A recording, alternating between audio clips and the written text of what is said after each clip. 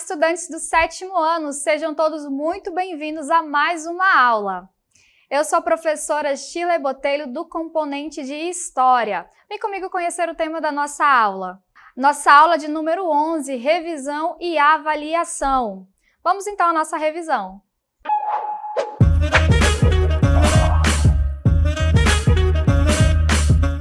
Muito bem, turmas. Então, na nossa revisão, nós vamos falar sobre um assunto muito importante, que é sobre a modernidade. E para relembrar, a gente precisa distinguir o conceito de modernidade utilizado na história do conceito de modernidade que vocês devem ouvir no dia a dia de vocês, ok? O conceito de modernidade que a gente usa no dia a dia está relacionado à qualidade do que é novo, atual, tecnológico, certo? Porém, na história, o conceito de modernidade é outro, certo? Para a história, a modernidade refere-se a um período de transformações profundas e significativas que ocorreram na transição da Idade Média para a Era Moderna. Estamos falando de períodos históricos que ocorreram aproximadamente entre o século XV e o século XVIII.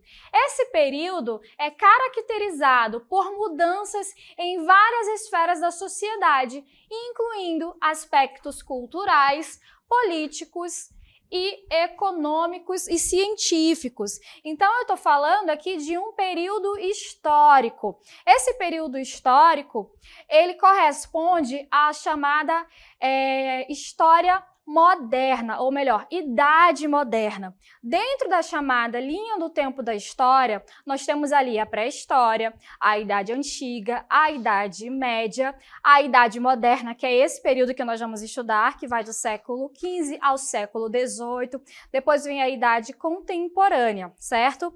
Então, nós vamos estudar o conjunto de transformações, de eventos que ocorrem nesse período. Lembrando que a história é um processo onde ocorrem transformações, permanências, rupturas. Então, não é que do dia para a noite a Idade Média deixou de existir e os pensamentos novos vão acontecendo, não, certo? A história ela é feita de rupturas e de permanências. Então, pensamentos vão evoluindo, vão acontecendo. Você já deve ter ouvido falar. O seu pai, seu avô, a avó, deve ter... Olha, no meu tempo não era assim, né? No meu tempo era de outra forma. Porque essa pessoa, ela está tratando de como no tempo dela determinado pensamento ou determinados hábitos eram diferentes. Então, isso é para a gente ter uma noção, uma ideia de como as coisas elas eram, elas deixam de ser e passam a ser uma nova, como ocorrem essas transformações. Então, vamos conhecer agora, ou vamos revisar, vamos relembrar os eventos que marcam a Era Moderna. Então, a gente vai chamar aí de marcos da modernidade. Quais são esses eventos que vão fazer com que esse período seja um período de grandes transformações? Nós vamos ter aqui o advento da burguesia. O desenvolvimento comercial proporcionou o surgimento e o fortalecimento da burguesia, que é um novo grupo social formado por comerciantes, banqueiros e artesãos. Só para lembrar, na Idade Média, a pirâmide social ela era formada da seguinte forma. A gente tem aqui o clero, depois vinha aqui a nobreza. Eita, que a letra da professora aqui, né? A nobreza. E, por fim, tínhamos aqui os servos. Então, a sociedade feudal era uma sociedade estratificada e dividida dessa forma. Não havia possibilidade de mobilidade social. Com a inserção de uma nova classe social, ocorre essa necessidade de essa nova dinâmica. E a burguesia, ela não se encaixa nesse molde social aqui. Por quê? Porque a burguesia trabalha com o comércio, ela vai trabalhar com o sistema financeiro, vai inserir o banco os bancos aqui. Então, ela não se encaixa mais nesses moldes. Essa sociedade que ela tá deixando para trás não comporta mais esse novo pensamento voltado para o comércio. Então, a burguesia ela vai passar a financiar um novo tipo de pensamento. E aí nós vamos ter o advento de um novo marco desse período, que é o renascimento cultural. Vamos ver do que se trata. Esse período representou uma significativa mudança cultural, artística, científica e filosófica. Preste atenção, se eu estou mudando a sociedade, as camadas aqui da sociedade, eu preciso também mudar o pensamento dessa sociedade.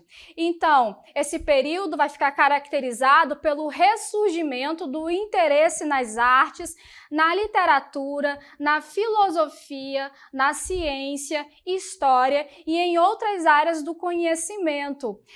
Vai ficar caracterizado também pelo interesse pelo pensamento racional.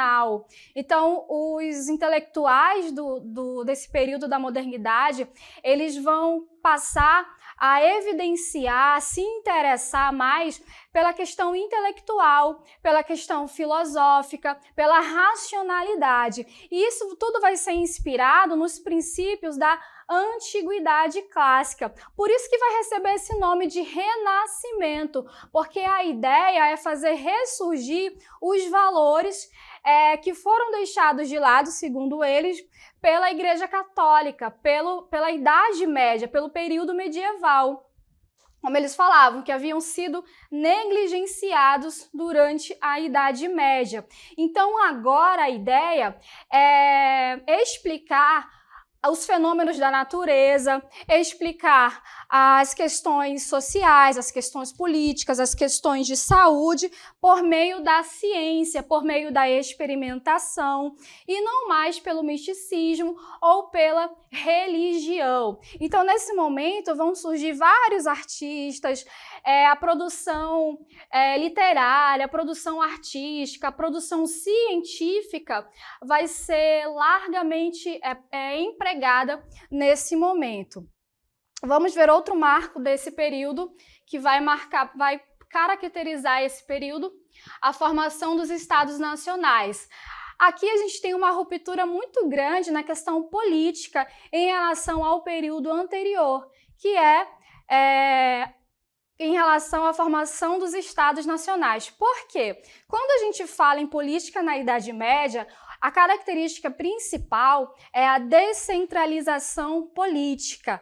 Cada feudo era governado por um senhor feudal, por um rei local, que tinha poder político somente diante do seu feudo. Durante o período moderno, os reis, os monarcas, eles vão conquistar poder político numa área muito maior. Nós vamos ter agora a ideia de nação, a ideia de soberania nacional. Então, o surgimento dos Estados Nacionais foi acompanhado por uma busca pela unificação territorial e cultural. A gente vai ter agora a ideia de unidade cultural, unidade administrativa, unidade territorial, unidade monetária, coisa que não havia no período anterior. Os monarcas, muitas vezes apoiados pela burguesia, buscaram consolidar seus interesses, seus territórios e fortalecer a autoridade central. Por que a burguesia vai se interessar, vai apoiar as monarquias? Porque a burguesia que trabalha com o sistema financeiro, que trabalha com o comércio, ela vai apoiar por conta da questão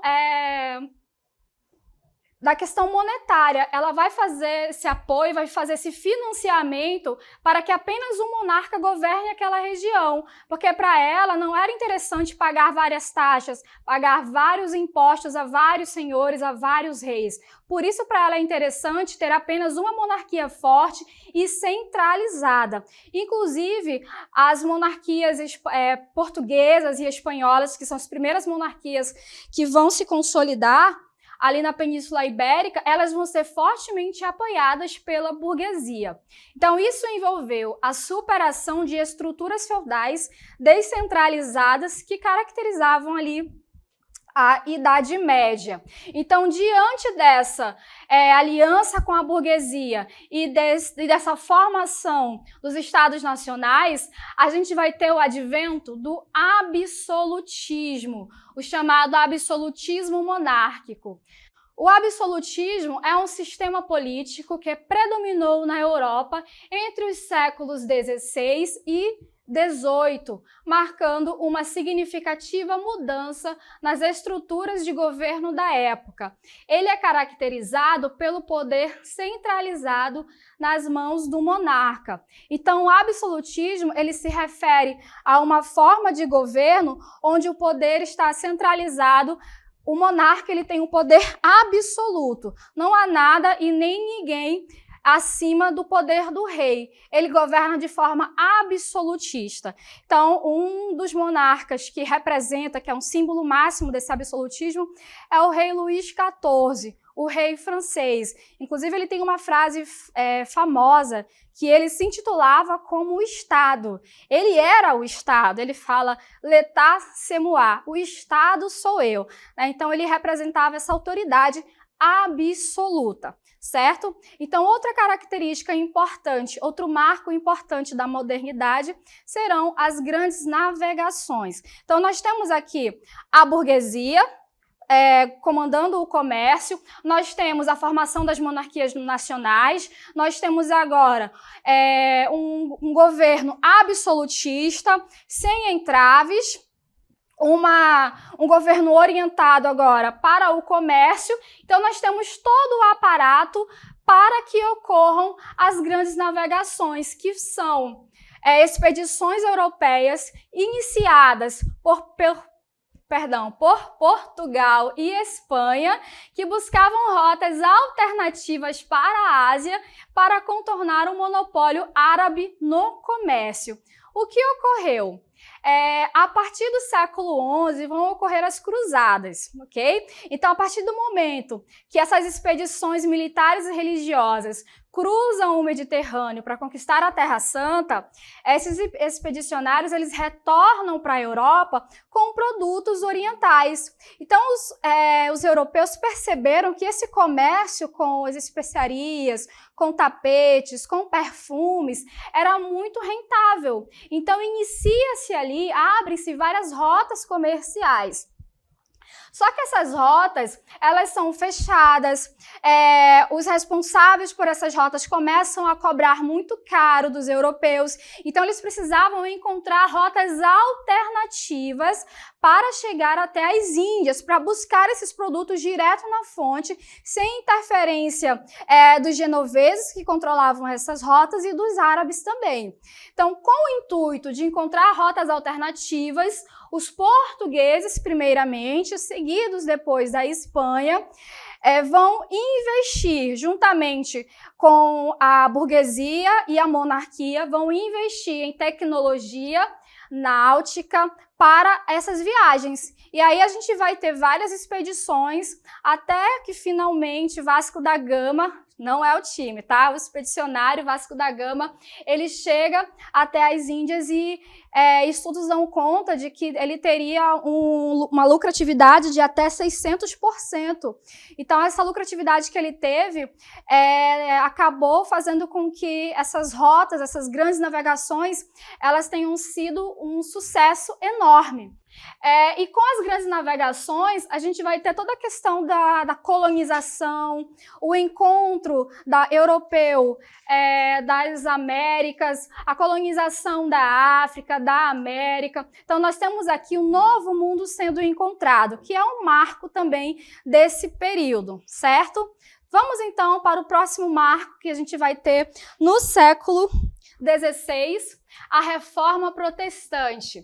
O que foi? No século XVI, a Reforma Protestante, liderada por Martinho Lutero, desafiou a Igreja Católica, questionando suas práticas e doutrinas, e resultou no surgimento de diversas correntes protestantes. que aconteceu? Martinho Lutero, que era um monge alemão, ele começou a observar algumas práticas questionáveis da Igreja Católica. A principal prática que ele vai questionar e que ele vai denunciar será a prática da venda de indulgências. O que seria a venda de indulgência? Seria a venda de perdão. Então, a Igreja Católica estava praticando a venda de perdão. Como funciona? Você praticou algum pecado, você poderia ir lá na igreja e comprar o perdão por esse pecado e você estava livre para praticar novamente. Então, ele vai, não só isso, também a corrupção, a venda de simonia, que seria a venda de artigos tidos como sagrados. Então, ele vai escrever 95 teses e vai fixar na frente da catedral, na porta de uma catedral alemã, essas 95 teses como forma de protesto. Ele vai ser perseguido pela Igreja Católica, vai ser abrigado por um príncipe alemão, e aí começa todo um processo que vai ficar conhecido como a Reforma Protestante, porque ele está fazendo um protesto contra essas ações da Igreja Católica. Essa atitude de Martinho Lutero vai influenciar com que ocorra outras reformas, outros movimentos reformistas. A gente vai ter o João Calvino, que vai criar o movimento calvinista na Suíça. Vamos ter a Reforma Protestante na Inglaterra, liderada pelo rei Henrique VIII, que vai ser o anglicanismo, e outras reformas também. Essa reforma vai gerar a Contra-Reforma, liderada pela Igreja Católica, com o intuito de rever suas práticas e tentar conter as consequências da Reforma Protestante. Então, percebam que o século XV e o século XVI vão ocorrer muitas transformações na Europa, certo? Não é à toa aí que a gente fala que a era moderna ela rompe com várias práticas, com vários dogmas da Idade Média. Então, vamos continuar. Com outro marco da modernidade, nós temos aqui o Iluminismo.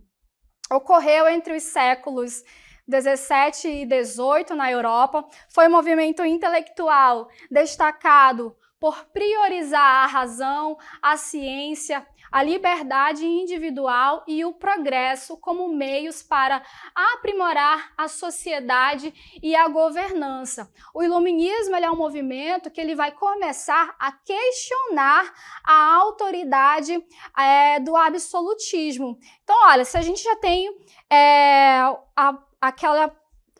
vão priorizar a questão da individualidade, do pensamento, questionando o absolutismo, questionando as práticas despóticas. Então, essa nova corrente de pensamento vai colocar em prática uma nova forma, uma nova visão. E essa nova visão, ela vai dar base para a Revolução Francesa. A Revolução Francesa foi um processo revolucionário ocorrido entre 1789 e 1799 e foi impulsionada por uma série de fatores, incluindo desigualdades sociais, econômicas e políticas, além da insatisfação generalizada com o regime monárquico. O que acontecia na França? A França passava por uma crise econômica e uma crise política. O rei Luís XVI, ele não estava conseguindo gerenciar a crise econômica pela qual passava a França. Então, a França, ela tinha uma camada social, tinha ali o rei, o clero, a nobreza e o terceiro estado. Era dividido em estados, em estamentos. O primeiro estado, que era o clero, o segundo estado, a nobreza, não pagavam impostos. Toda a carga tributária ficava com o terceiro estado. As duas classes privilegiadas, que era a minoria, não pagavam. Então, o rei queria aumentar essa carga tributária para o terceiro estado, que não concordou, e inicia-se, então, esse processo revolucionário. Esses revolucionários, imbuídos de toda a ideia do iluminismo, eles vão tomar a França e inicia-se, então, esse processo onde o rei é decapitado, toda a família real, e a gente tem, assim, o fim da chamada Era Moderna e início da Era Contemporânea, ok? Vamos ver agora a transição do feudalismo para o capitalismo. A transição do feudalismo para o capitalismo foi um processo complexo que ocorreu ao longo de vários séculos, marcando uma mudança significativa nas estruturas sociais e econômicas e políticas na Europa.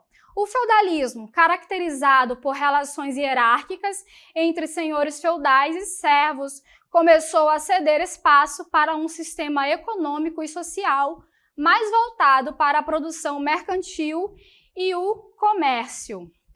A crise do sistema feudal. Então, essa transição ela vai acontecer por conta de um conjunto de transformações e desafios que afetaram profundamente a estrutura socioeconômica da Europa durante a transição da Idade Média para a Idade Moderna. Então, esses eventos vão acontecer no que a gente vai chamar de Baixa Idade Média. Porque a Idade Média a gente divide ela em Alta Idade Média, que vai do século V até o século X, e Baixa Idade Média, que vai do século XI até o século XV. Então a gente vai ter as cruzadas, que são aquelas expedições militares que vão ser convocadas pelo Papa Urbano II com o intuito de retomar a Terra Santa. As cruzadas vão abrir aquelas rotas comerciais, vão reativar o comércio, vão ser responsáveis pelo renascimento comercial e urbano.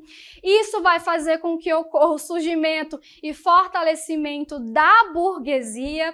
Vamos ter também, nesse período, as inovações técnicas na agricultura que vão fazer com que ocorram o aumento da produção agrícola, que juntamente com o aumento das rotas comerciais vão fazer com que aqueles servos que produziam somente para a subsistência passem a produzir mais e venderem o excesso do que é produzido nas feiras. Então a gente tem aqui esse fortalecimento, esse renascimento comercial e urbano.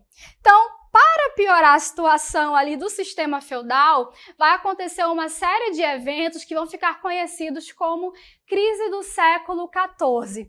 Lembrando que o aumento da produção agrícola vai fazer com que as pessoas se alimentem melhor e vai haver uma pressão demográfica aqui, ou seja, várias pessoas dentro dos feudos. Vamos já explicar isso aqui. Vamos voltar aqui para os fatores climáticos. Vai haver um período, ali no século XIV, de grandes, fortes chuvas, de um inverno muito intenso. Isso vai afetar a produção agrícola. Então, se eu tinha, no período anterior, uma produção agrícola muito forte, agora a produção agrícola vai entrar em declínio. E aquela produção agrícola anterior, que gerou um aumento demográfico, agora ela diminuiu e eu tenho várias pessoas para alimentar. Então, eu tenho um problema de escassez de alimento e vai gerar aqui essa pressão por alimento. Eu tenho muitas pessoas para alimentar e pouca produção agrícola. Somado a isso, um dos pontos aqui da crise do século XIV vai ser a peste negra. É uma epidemia que vai ocorrer ali na Europa. Essa peste negra é uma doença causada pela pulga do rato, um rato que possivelmente veio do Oriente, causava ali bulbos na pele, a pessoa morria em questão de semanas. Essa doença ela causou a morte de cerca de, alguns falam em 25 milhões, 50 milhões, mas 1/3 da população europeia morreu em decorrência dessa doença. Os relatos dão conta de que as pessoas elas acreditavam que era o fim do mundo, né, por conta de tantas mortes que ocorreram ali. Então nós temos um cenário de falta de produção agrícola, um cenário de fome, um cenário de doença. Por conta disso, os camponeses vão se revoltar diante da pressão da nobreza por mais produção, já que vão ocorrer as baixas de trabalhadores nos campos. Então, diante das atrocidades dos nobres, os camponeses vão se revoltar. E uma das revoltas mais famosas vão ser as Jaqueries, as revoltas camponesas que ocorrem na França. Não bastassem as doenças, as guerras e os fatores climáticos que vão afetar a produção agrícola, vamos ter também a Guerra dos 100 anos, que na verdade durou 116 anos, tá? Que vai ser a guerra pela sucessão ao trono francês, a guerra entre França e Inglaterra. Então nós temos aqui todo um cenário caótico na Europa, que vão fazer com que ocorra aqui o declínio do sistema feudal. Vamos ter aqui o advento, a expansão marítima, que nós já falamos, né? Que é quando as nações europeias se lançam ao mar e aí vão encontrar novos territórios desconhecidos pelos europeus na África, na América, e vão colonizar, vão dominar esses territórios. Os estados absolutistas vão utilizar o sistema econômico conhecido como mercantilismo, e vamos ter a ascensão dos estados nacionais, como nós já mencionamos. Então, finalizamos a nossa revisão. Ficamos por aqui.